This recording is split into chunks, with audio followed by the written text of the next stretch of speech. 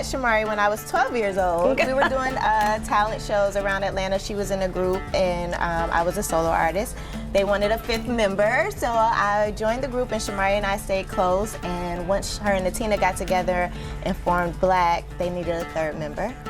Here I am. Y'all, imagine being on the brink of superstardom, only to have everything crumble right in front of your eyes. What if I told you there's a story about sabotage, lost careers, and one powerful man pulling all the strings behind the scenes? Oh yes, today we're diving deep into the R&B group Blaque and how Mathew Knowles might have been the one who single-handedly ended their careers. But the real tea? The shady details surrounding their mentor, Lisa Left Eye Lopes, and Natina Reed's mysterious passing might be even darker than you think. So buckle up. This story's about to get real messy. Now, if you don't remember the R&B girl group Blaque from back in the day, let me remind you. They were the total package, talented, beautiful, and ready to take over the music scene. They had the vocals, the choreography, and the star power. But here's the question we all need to ask. Why didn't they become bigger than they did? Spoiler alert, they had some serious industry obstacles. Mathew Knowles, Beyonce's dad and Destiny's Child's manager, allegedly saw Blaque as a threat, and let's just say, things didn't end well for the girls. Now let's go back to how it all started. Blaque was formed in the mid-90s by Shamari Fears, alongside Natina Reed and Brandy Williams.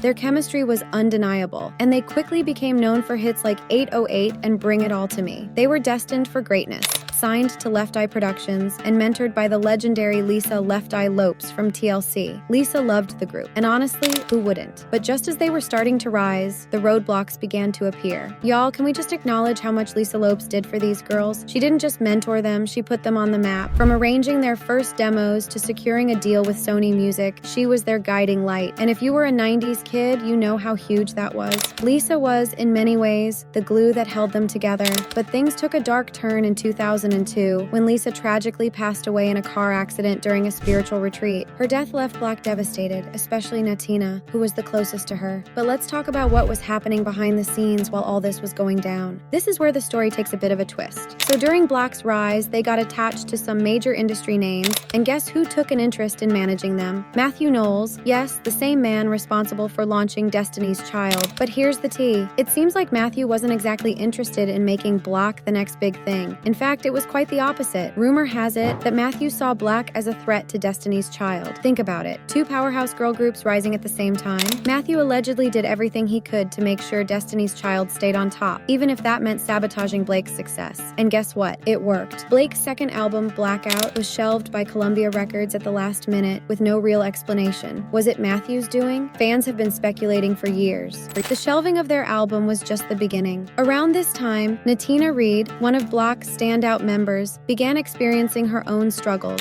She had recently started dating West Coast rapper Kurupt, and things got messy when they started beefing with Foxy Brown, Kurupt's ex. This drama didn't exactly help Blaque's image, and the media was more focused on Natina's personal life than the group's music. But y'all, what happened next is heartbreaking. In 2012, Natina tragically passed away. I mean, it was so unexpected.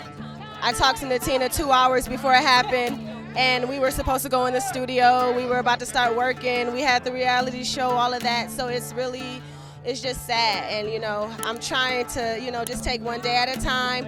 But as far as where Blaque goes, after being struck by a car in Georgia. She was crossing the street when the accident happened, and while the driver called 911 immediately, the loss was devastating for the group. Natina had been the heart of Blaque, and her death shook both Brandy and Shamari to their core. At that time, the group had just started working on new music and a reality show, hoping to make a comeback. Natina's death brought those plans to a screeching halt. Now let's circle back to Mathew Knowles because, honey, we are not done spilling this tea. It's no secret that Destiny's Child faced their own drama under Mathew's management. Just look at how LaToya Luckett and Latavia Robertson were kicked out of the group without any warning. And it didn't end there. There were claims that Mathew was always pushing Beyonce to the front at the expense of other members. So, if he was willing to do that to Destiny's Child, is it really that far-fetched to believe he sabotaged Blaque? Even more damning is the fact that Blaque's music was mysteriously shelved just as Destiny's Child was blowing up. Coincidence? I think not. And remember, Mathew had complete control